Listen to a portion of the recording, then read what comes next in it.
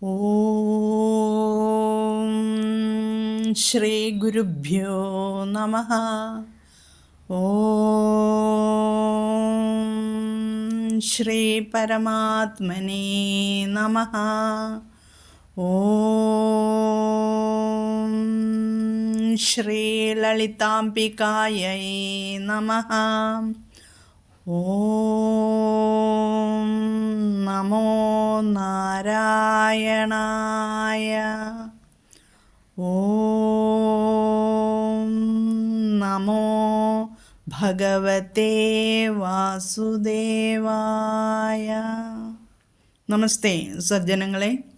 ഇന്ന് നമുക്ക് ശ്രീ വിഷ്ണു സഹസ്രനാമ സ്തോത്രത്തിലെ 100, 101, 102 എന്നീ ശ്ലോകങ്ങളുടെ പാരായണം പഠിക്കാം. ശ്ലോകം 100. അനന്തരൂപോനന്തശ്രീർജിതമന്യുർഭയാപഹഃ ചതുരശ്രോ ഗഭീരാത്മാ വിദിശോ വ്യാദിശോ ദിശഃ. അനന്തരൂപോനന്തശ്രീർജിതമന്യുർഭയാപഹഃ ചതുരശ്രോ ഗഭീരാത്മാ വിദിശോ വ്യാദിശോ ദിശഃ. ഈ ശ്ലോകത്തിൽ 9 നാമങ്ങളാണ് ഉള്ളത്. അവ അനന്തരൂപഃ, അനന്തശ്രീഃ, ജിതമന്യുഃ, ഭയാപഹഃ, ചതുരശ്രഃ, ഗഭീരാത്മാ, വിദിശഃ, വ്യാദിശഃ, ദിശഃ. ഇങ്ങനെ 9 നാമങ്ങൾ. ഇതിൽ അനന്തരൂപഃ ചെറുതായിട്ട് അർത്ഥം പറഞ്ഞുതരാം. അനന്തരൂപഃ വിശ്വപ്രപഞ്ചത്തിൽ സ്ഥിതി ചെയ്യുന്നവനാകയാൽ അനേകം രൂപങ്ങളുള്ളവനാണ് ഭഗവാൻ, അല്ലേ? അപ്പോൾ അതുകൊണ്ട് അനന്തരൂപഃ. ഇനി പിന്നെ ശേഷരൂപേണ, അനന്തൻ്റെ രൂപേണ ഉണ്ടല്ലോ, അതും ഒരു അനന്തൻ പല പ്രാവശ്യം പറഞ്ഞിട്ടുണ്ട്. അവസാനമില്ലാത്ത പ്രപഞ്ചരൂപേണ സ്ഥിതനാണ് ഭഗവാൻ, അതുകൊണ്ട് അനന്തരൂപഃ. ഇനി അടുത്തത് അനന്തശ്രീഹി, അവസാനമില്ലാത്തതായ പരാശക്തിയോടുകൂടിയവൻ. ശക്തി, അപരിമിതമായ ഉത്കൃഷ്ട ശക്തിയോടുകൂടിയവൻ അനന്തശ്രീഹി. അടുത്ത നാമം ജിതമന്യുഹു. ജിതമന്യുഹു എന്ന് പറഞ്ഞാൽ മന്യു എന്ന് വെച്ചാൽ ക്രോധം. അപ്പോൾ ജിതമന്യുഹു ക്രോധത്തെ ജയിച്ചവൻ, ജിതമന്യുഹു. അടുത്തത് ഭയാപഹഃ, ജീവന്മാർക്ക് സംസാര ഭയത്തെ നശിപ്പിക്കുന്നവൻ.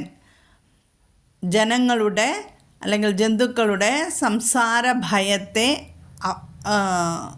അപഹസിക്കുന്നവൻ അല്ലെങ്കിൽ നശിപ്പിക്കുന്നവൻ. അടുത്ത നാമം ചതുരശ്രഃ, എല്ലാവരോടും ഒരേപോലെ പക്ഷഭേദമില്ലാതെ ന്യായമായും സത്യമായും പെരുമാറുന്നവൻ. ചതുരം എന്ന് പറഞ്ഞാൽ എന്താണ്? ഗണിതശാസ്ത്രത്തിൽ 4 വശവും സമമായ നീളത്തോടും വലിപ്പത്തോടും കൂടിയതാണ്, അല്ലേ? അപ്പോൾ ഭഗവാൻ എല്ലാവരോടും, അതായത് ന്യായപ്രകാരം അതാതാളുകൾക്ക് അവരവർ ചെയ്തിരിക്കുന്ന പുണ്യപാപാത്മകമായ കർമ്മത്തിന് അനുരൂപമായ ഫലത്തെ കൊടുക്കുന്നവനാണ് ഭഗവാൻ. അതുകൊണ്ടാണ് ചതുരശ്രഃ എന്ന് പറയുന്നത്. നമ്മൾ എന്താണോ ചെയ്യുന്നത് അതിൻ്റെ പുണ്യമാണോ പാപമാണോ അതിനനുസരിച്ച് ആ കർമ്മത്തിനനുസരിച്ച് ഫലത്തെ തരുന്നു. അടുത്ത നാമം ഗഭീരാത്മഃ. ഭഗവാന്റെ യഥാർത്ഥ തത്വം അറിയുവാൻ നമ്മുടെ ദുർബലങ്ങളായ മനോബുദ്ധികളാകുന്ന ഉപാധികൾക്ക് സാധ്യമല്ല.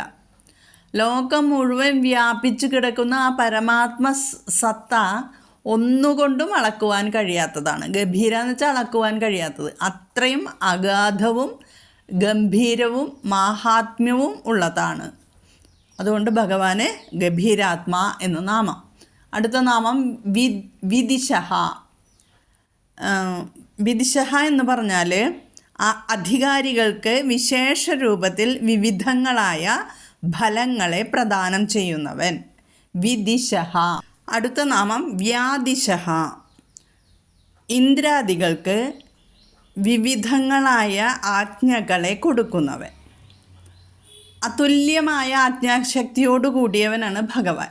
പ്രകൃതി ശക്തികളെയും ദേവഗണങ്ങളെയും ആജ്ഞാപിക്കുവാനുള്ള ആജ്ഞാശക്തിയുള്ളവനാണ്. അതുകൊണ്ട് വ്യാദിശഃ എന്ന് നാമം. ഇനി ദിശഃ, ഉപദേശത്തെയും ജ്ഞാനത്തെയും പ്രദാനം ചെയ്യുന്നവൻ. ഭഗവാനാണ് വേദങ്ങളുടെ കർത്താവ്. പരമാത്മതത്വമാണ് വേദത്തിലെ പ്രതിപാദ്യ വിഷയവും സാരവും. വേദസ്വരൂപത്തിൽ ആത്മജ്ഞാനത്തെ കൊടുക്കുന്നവനാണ് ഭഗവാൻ വിഷ്ണു. ഇത്രയുമാണ് ഈ ശ്ലോകത്തിലെ നാമങ്ങളുടെ അർത്ഥം. ഇനി ഈ ശ്ലോകത്തിൽ നമ്മൾ ശ്രദ്ധിക്കേണ്ടത് എന്താണ്? അനന്തരൂപഃ അനന്തശ്രീഹി, അതാണ് ആദ്യത്തെ 2 നാമങ്ങൾ. അപ്പോൾ അനന്തരൂപഃ എന്ന് വിസർഗം വന്ന് അതിന് ശേഷം, അതായത് വിസർഗത്തിന് 2 സൈഡും അപ്പുറവും ഇപ്പുറവും ഹ്രസ്വമായ കാരം വന്നിരിക്കുന്നു അല്ലേ. അപ്പോൾ അവിടെ ഉത്തസന്ധി വരികയും ഊ വരികയും ചെയ്യും. അത് പിന്നെ ഗുണം പ്രാപിച്ച് ഓകാരമാകും. പലവട്ടം ഞാൻ പറഞ്ഞു തന്നിട്ടുണ്ട്. അതിനുശേഷം വീണ്ടും ആ എന്നുള്ള അക്ഷരം വരാതിരിക്കാൻ വേണ്ടി അനന്ത രൂപഹ എന്നുള്ള ആ ഉണ്ടെന്ന് കാണിക്കാൻ അവിടെ പ്രശ്ലേഷ ചിഹ്നം ഇട്ടിരിക്കുന്നു. അപ്പോൾ അനന്തരൂപോ ഒരു മാത്രം നീട്ടുക. അനന്തരൂപോനന്തശ്രീർജിതമന്യുർഭയാപഹ, അവിടെ പ്രശ്ലേഷ ചിഹ്നം വന്നു. ഇവിടെ ശ്രദ്ധിക്കേണ്ടത് അനന്ത എന്ന് പറയണം. അനന്ത അല്ല, അനന്തരൂപോ പ, അനന്ത. വീണ്ടും അനന്തശ്രീ. അത് കഴിഞ്ഞിട്ട് വിസർഗത്തിന് മുന്നേ ഇകാരവും അകാരമല്ലാത്ത സ്വരാക്ഷരവും വിസർഗശേഷം മൃദുഗണത്തിൽപ്പെട്ട അക്ഷരവും വരുന്നത് കൊണ്ടാണ് രേഭം വരുന്നത്. ശ്രീർജിത മന്യുഹു. അത് കഴിഞ്ഞിട്ട് മന്യുഹു, വിസർഗത്തിന് മുമ്പ് അകാരമല്ലാത്ത സ്വരാക്ഷരവും വിസർഗശേഷം ഇതേ നിയമം തന്നെ മൃദുഗണത്തിൽപ്പെട്ട ഭ എന്നുള്ള അക്ഷരവും വന്നപ്പോൾ അവിടെയും എന്നുള്ള രേഭം വന്നു. അപ്പോൾ അത് ശ്രദ്ധിക്കണം. പിന്നെ ത എന്നുള്ളത് ശ്രദ്ധിക്കണം, പ എന്നുള്ളത് ശ്രദ്ധിക്കണം. അതൊന്നും മൃദുവാകരുത്. അനന്തരൂപോനന്തശ്രീർജിതമന്യുർഭയാപഹ, ഭയാപഹ പായാണ്. അടുത്ത വരിയിൽ ചതുരശ്രോ ഗഭീരാത്മാ, ചതു ആണ്. ചതുരശ്രോ ഗഭീരാത്മാ, ആത്മാന്ന് ചൊല്ലണം.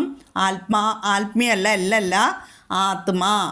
ഗഭീരാത്മാ വിദിശോ വ്യാദിശോ ദിശഃ. ഒന്നും കൂടി ചൊല്ലിത്തരാം. അനന്തരൂപോനന്തശ്രീർജിതമന്യുർഭയാപഹ ചതുരശ്രോ ഗഭീരാത്മാ വിദിശോ വ്യാദിശോ ദിശഃ. ഇനി നമുക്ക് അടുത്ത ശ്ലോകം പഠിക്കാം. ശ്ലോകം 101. അനാദിർഭൂർഭുവോ ലക്ഷ്മീ സുവിരോ രുചിരാംഗദഃ ജനനോ ജനജന്മാദിർഭീമോ ഭീമപരാക്രമഃ. അനാദിർഭൂർഭുവോ ലക്ഷ്മീ സുവിരോ രുചിരാംഗദഃ ജനനോ ജനജന്മാദിർഭീമോ ഭീമപരാക്രമഃ. ഈ ശ്ലോകത്തിലും 9 നാമങ്ങളാണുള്ളത്. അവ അനാദിഹി, ഭൂർഭുവഃ, ലക്ഷ്മീഃ, സുവീരഃ, രുചിരാംഗദഃ, ജനനഃ, ജനജന്മാദിഃ, ഭീമഃ, ഭീമപരാക്രമഃ. അനാദിഹി. അനാദിഹി എന്ന് വെച്ചാൽ എല്ലാറ്റിനും ആദി കാരണം ആരാണ്? ഭഗവാനാണ്. അപ്പോൾ ആദി കാരണമായവനും ശാശ്വതനും ആദി ഇല്ലാത്തവനുമാണ് ഭഗവാൻ നാരായണൻ. അതുകൊണ്ട് ഭഗവാന് അനാദിഹി, എല്ലാറ്റിൻ്റെയും കാരണമാകയാൽ ആദിയില്ലാത്തവൻ. ഭൂർഭുവഃ, ഇവിടെ ഭൂഹു ഭുവഃ എന്ന് 2 നാമങ്ങൾ പദങ്ങളാണ് അവിടെ ഉള്ളത്.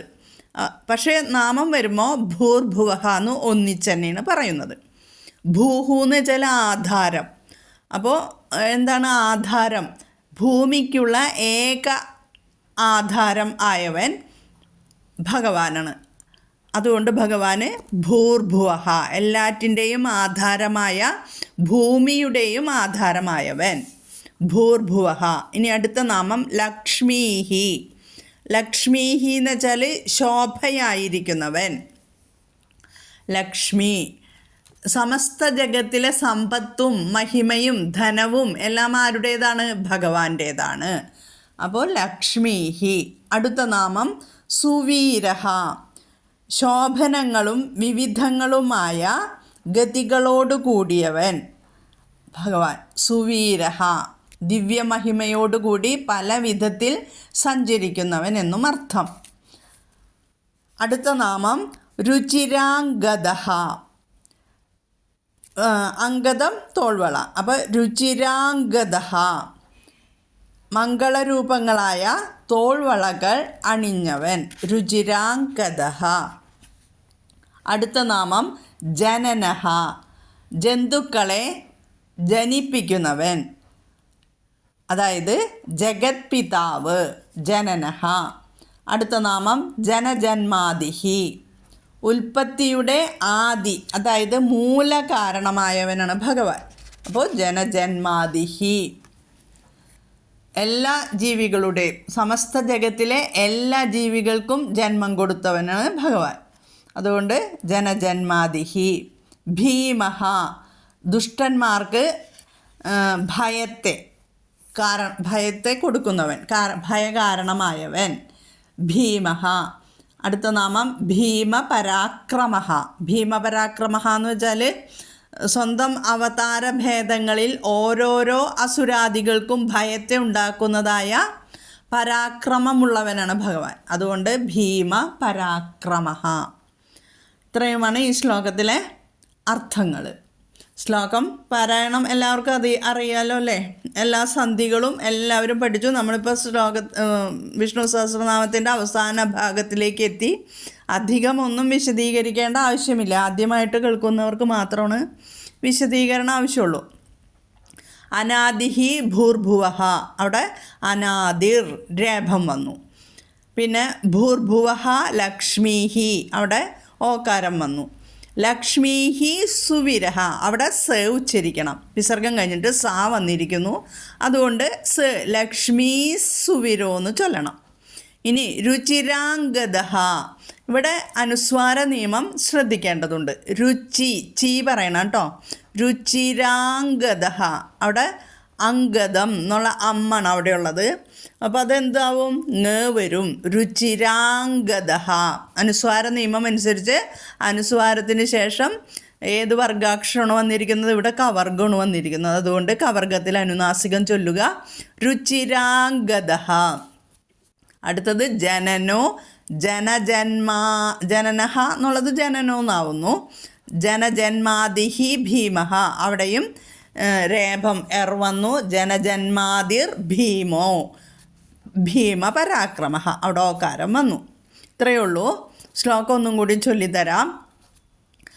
അനാദിർഭൂർഭുവോ ലക്ഷ്മീ സുവിരോ രുചിരാംഗദഃ ജനനോ ജനജന്മാദിർഭീമോ ഭീമപരാക്രമഃ അനാദിർഭൂർഭുവോ ലക്ഷ്മീ സുവിരോ രുചിരാംഗദഃ ജനനോ ജനജന്മാദിർഭീമോ ഭീമപരാക്രമഃ. ഇനി നമുക്ക് 102-ാമത്തെ ശ്ലോകം പഠിക്കാം. ഇതിൽ ശ്രദ്ധിക്കാനുണ്ട്, ഒരു പാഠഭേദമുണ്ട്, ഞാനതിൽ നോട്ട്സിൽ തരുന്നുണ്ട്.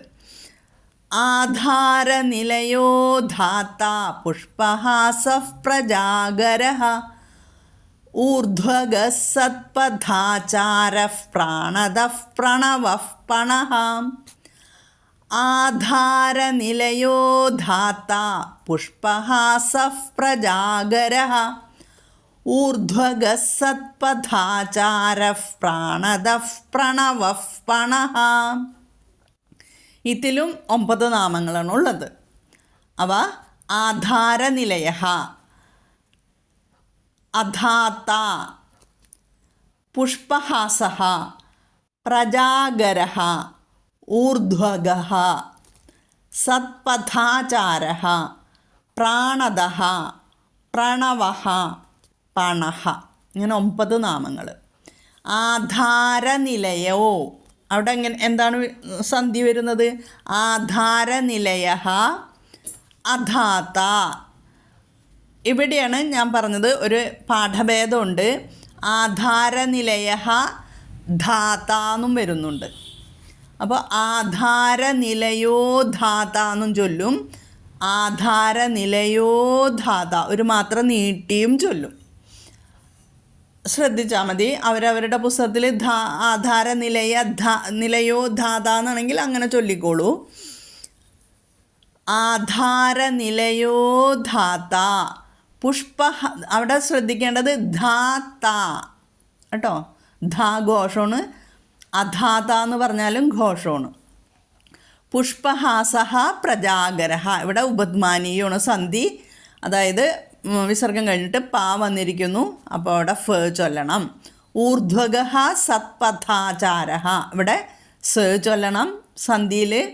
ഊർധ്വ ധ്വ ഘോഷം ചൊല്ലണം, വകാരം ചൊല്ലണം.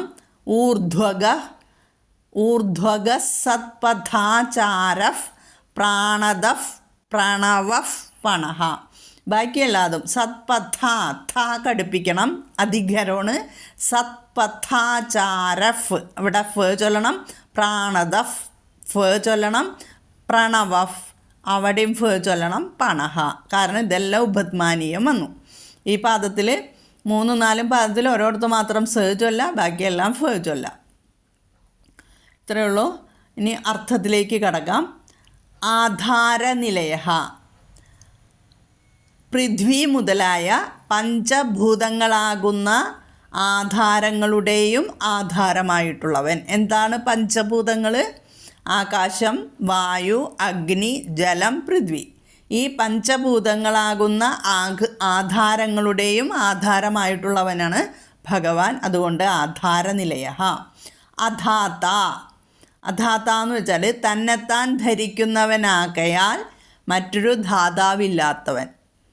ഇനി ധാത എന്ന് വെച്ചാൽ അർത്ഥം ഇവിടെ പറയുന്നത് സംഹാര സമയത്തിൽ സകല ജഗത്തിനെയും പാനം ചെയ്യുന്നവന്. അതായത് ലയന സമയത്ത് ഭഗവാനിലേക്ക് എല്ലാവരും ലയിക്കും അല്ലേ? അതാണ് അവിടെ ധാത എന്നും എടുക്കുന്നുണ്ട്, അധാത എന്നും എടുക്കുന്നുണ്ട്. അടുത്ത നാമം പുഷ്പഹാസഃ. പുഷ്പഹാസഃ, പുഷ്പങ്ങൾ, മൊട്ടുകളായി സ്ഥിതി ചെയ്യുന്ന പുഷ്പങ്ങളുടെ വികാസത്തെ പോലെ പ്രപഞ്ചത്തിൽ വികാസം പ്രാപിക്കുന്നവൻ. അതുകൊണ്ടാണ് ഭഗവാന് പുഷ്പഹാസഃ എന്ന് പറയുന്നത്. പ്രജാഗരഃ, നിത്യപ്രബുദ്ധനാകയാൽ പ്രകർഷേണ ഉണരുന്നവൻ. പ്രജാഗരഃ, സദാ ഉണർന്നിരിക്കുന്നവനാണ് ഭഗവാൻ. ഭഗവാൻ ഉറക്കമില്ല. അതാണ് പ്രജാഗരഃ എന്ന് പറയുന്നത്. ഊർധ്വഗഃ, ഊർധ്വ അത് ചൊല്ലുമ്പോൾ ശ്രദ്ധിക്കണം, ധ്വ എന്ന് വരണം. ഊർധ്വഗഃ, എല്ലാറ്റിൻ്റെയും മുകളിൽ സ്ഥിതി ചെയ്യുന്നവൻ. അടുത്ത നാമം സത്പഥാചാരഃ, സജ്ജനങ്ങളുടെ കർമ്മങ്ങളെ ആചരിക്കുന്നവൻ. സത്പഥാചാരഃ. പ്രാണദഃ, പ്രാണത്തെ നൽകുന്നവൻ. പ്രാണദഃ, പ്രാണത്തെ നൽകുന്നവൻ. ഇവിടെ പരീക്ഷത്തിന് പ്രാണനെ കൊടുത്തു എന്നുള്ള കഥകളൊക്കെ അറിയാലോ. അപ്പോൾ അതും ഇവിടെ പറയുന്നുണ്ട്. പ്രാണദഃ, പ്രാണനെ നൽകുന്നവൻ. പ്രണവഃ, പരമാത്മവാചകമായ ഓങ്കാരത്തിനോടും കൂടെ അഭേദ്യമായി വ്യവഹരിക്കപ്പെടുന്നവൻ. പ്രണവഃ, പ്രണവം ഓംകാരല്ലേ? അപ്പോൾ ആ പ്രണവം എന്നാൽ പരമാത്മവാചകമാണ് ഓംകാരം. അതിനും പരമാത്മാവിനും അഭേദം ഉപചരിക്കുന്നത് കൊണ്ട് പ്രണവഃ എന്നതിന് പരമാത്മാ എന്നർത്ഥം കൽപ്പിക്കുന്നു. ഇനി അടുത്ത അവസാനത്തെ നാമം പണഃ. വ്യവഹാരത്തെ ചെയ്യുന്നതാണ് പണം അല്ലേ? അപ്പോൾ വ്യവഹാരത്തെ ചെയ്യുന്നവൻ പണഃ. പണധാതുവിന് വ്യവഹരിക്കുക എന്നാണ് അർത്ഥം. പണഃ എന്ന് വെച്ചാൽ വ്യവഹരിക്കുന്നവൻ. സ്വകർമ്മങ്ങളിൽ അചഞ്ചലനായ യാതൊരു പരമാത്മാവ് ദേവമനുഷ്യാദി ശരീരങ്ങളെ സൃഷ്ടിച്ചു. ഇവൻ ദേവനാകുന്നു, ഇവൻ മനുഷ്യനാകുന്നു, ഇത് പശുവാകുന്നു എന്നിങ്ങനെ അതാതിന് അതാത് നാമങ്ങളെയും കൽപ്പിച്ചു. ആ വക നാമങ്ങളെ കൊണ്ട് അവയെ വ്യവഹരിച്ചു കൊണ്ടിരിക്കുന്നു അല്ലേ. അപ്പോൾ പരമാത്മാവിൻ്റെ ലോകവിലക്ഷണമായ വ്യവഹാരത്തെക്കുറിച്ച് ഈ ശ്രുതിയിൽ വർണ്ണിച്ചിരിക്കുന്നു. അതുകൊണ്ടാണ് പണഹ എന്ന് ഭഗവാന് നാമം വന്നത്. ജനങ്ങളുടെ അപുണ്യം കർമ്മങ്ങളെ താൻ വാങ്ങി അവയ്ക്ക് അതാതിനടുത്ത ഫലങ്ങളെ കൊടുക്കുന്നു എന്നിങ്ങനെ മറ്റൊരു പ്രകാരത്തിലുള്ള വ്യവഹാരത്തെ ആസ്പദമാക്കിയും നമുക്കിവിടെ ഭഗവാന് പണഹ എന്നുള്ളതിനെ വ്യാഖ്യാനിക്കാം. ഇത്രയുമാണ് ഈ ശ്ലോകങ്ങളിലെ അർത്ഥങ്ങൾ. ഒന്നും കൂടി ശ്ലോകം പാരായണം ചെയ്തു തരാം. ആധാരനിലയോ ധാത്ത പുഷ്പഹാസഃ പ്രജാഗരഃ ഊർധ്വഗഃ സത്പഥാചാരഃ പ്രാണദഃ പ്രണവഃ പണഃ.